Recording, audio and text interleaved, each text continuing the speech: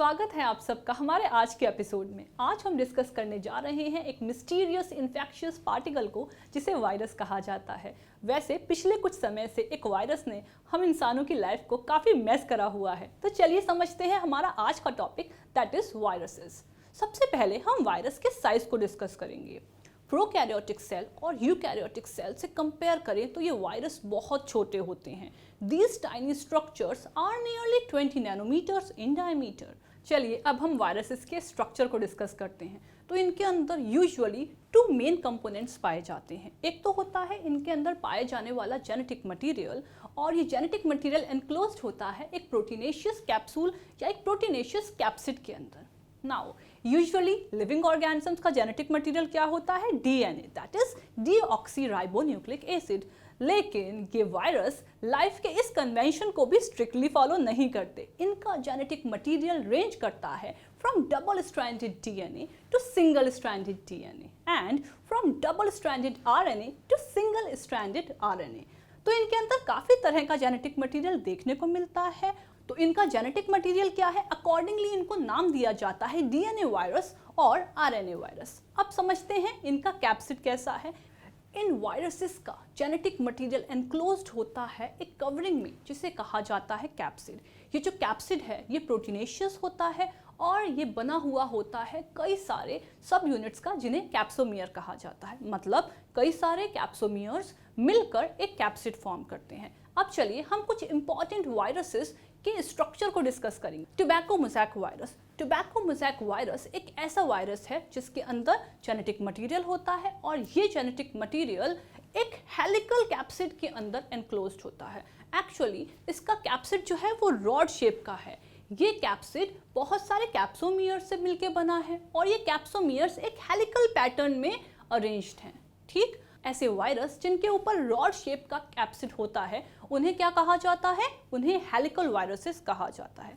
चलिए अब देखते हैं एक और तरह का virus and that is adeno virus. Adeno virus के अंदर होता है जेनेटिक मटेरियल और ऊपर पाया जाता है कैप्सिड। ये जो कैप्सिड है ये 252 प्रोटीन सब यूनिट से मिलके बना हुआ होता है। खास बात एडिनो वायरस की इसका कैप्सिड का स्ट्रक्चर है। इसका कैप्सिड आइकोसाहीड्रल होता है शेप में और जो कॉर्नर्स हैं वहां पर ग्लाइकोप्रोटीन के स्पाइक्स लगे हुए होते हैं। ये इसकी एक बहुत पिक्यूलियर बात है। Now the influenza virus. Influenza virus की हम स्ट्रक्चर की बात करें तो अंदर होता है genetic material. Genetic material enclosed होता है कैप्सिड के अंदर जो कि प्रोटीनेशियस होती है और इस कैप्सिड के ऊपर पाया जाता है मेम्ब्रेनस एनवलप। ये जो मेम्ब्रेनस एनवलप है ये हेल्प करता है इस वायरस को होस्ट सेल के साथ अटैच होने में। एक और यहाँ ध्यान देने वाली बात यह है कि ये मेम्ब्रेनस एनवलप होस्ट की सेल के द्वारा ही डिराइव्ड भी होता है। Now let us see another important category of virus and that is the bacteriophages. Bacteriophages ये बैक्टीरियाज को इन्फेक्ट करने वाले वायरस होते हैं। इन्हें यूजुअली फेजेस भी कहा जाता है। इनके पास सबसे कॉम्प्लेक्स कैप्सिड हैं among all the various range of viruses that exist. इनके कैप्सिड काफ़ी कॉम्प्लेक्स होते हैं। इनके कैप्सिड के स्ट्रक्चर को देखें तो अक्सर इनमें ऊपर पाया जाता है एक आइकोसाहीड्रल इलोंगेटेड हेड। इस हेड के अंदर होता है जेनेटिक मटेरियल और नीचे एक टेल होती है जिससे कि टेल फाइबर्स अटैच्ड होते हैं। इन टेल फाइबर्स के हेल्प से देखिए कैसे ये होस्ट सेल के संग अटैच हो जाता है। तो ये हुए कुछ इंपॉर्टेंट वायरसेस के structures. Now let us discuss the host range of virus. Virus की होस्ट रेंज का मतलब है कि वो कितनी स्पीशीज को इन्फेक्ट करने की कैपेसिटी रखता है। तो कुछ वायरस तो ऐसे हैं जो कि स्पीशीज स्पेसिफिक हैं, एक ही स्पीशी को इन्फेक्ट करते हैं, जबकि कुछ दूसरे वायरस एक से ज़्यादा स्पीशी को भी इन्फेक्ट कर सकते हैं। For example the West Nile virus. अब ये जो वायरस है ये ह्यूमन बींग्स को इन्फेक्ट करता है, ये मॉस्किटोज को इन्फेक्ट करता है और ये बर्ड्स को भी इन्फेक्ट करता है। वहीं हम मीजल्स वायरस की बात करें तो वो केवल ह्यूमन बींग्स को ही इन्फेक्ट करता है। कुछ वायरसेस तो टिश्यू स्पेसिफिक भी होते हैं जैसे कि human cold virus. These viruses usually identify host cells by a lock-in key type of fit between viral surface proteins and receptors found on the surface of the host cell. Now comes the million-dollar question, are these viruses living or non-living?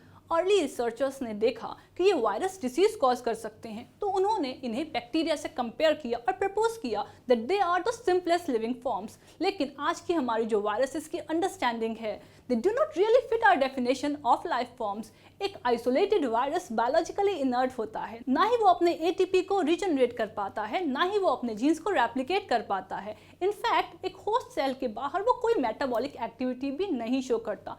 Still वो disease cause कर सकता है, host cell के अंदर जाकर वो अपने आप को रेप्लिकेट कर सकता है, तो हम उसको नॉन लिविंग भी नहीं कह सकते हैं। In fact, most biologists who are studying viruses today believe that viruses are not alive. Still, they exist in a shady area between life forms and chemicals. तो एक फ्रेज के साथ कंक्लूड करते हैं आज के हमारे सेशन को, that viruses lead a kind of borrowed life. I hope हमारा आज का वीडियो आपको काफ़ी पसंद आया होगा। टॉपिक से रिलेटेड कोई भी डाउट हो कमेंट बॉक्स में ज़रूर मेंशन करें। हमारे वीडियो को लाइक करिए, फ्रेंड्स एंड फैमिली के साथ शेयर करिए, चैनल को सब्सक्राइब करना मत भूलिएगा। जल्दी आती हूँ नए वीडियोज़ के साथ, तब तक के लिए गुड बाय।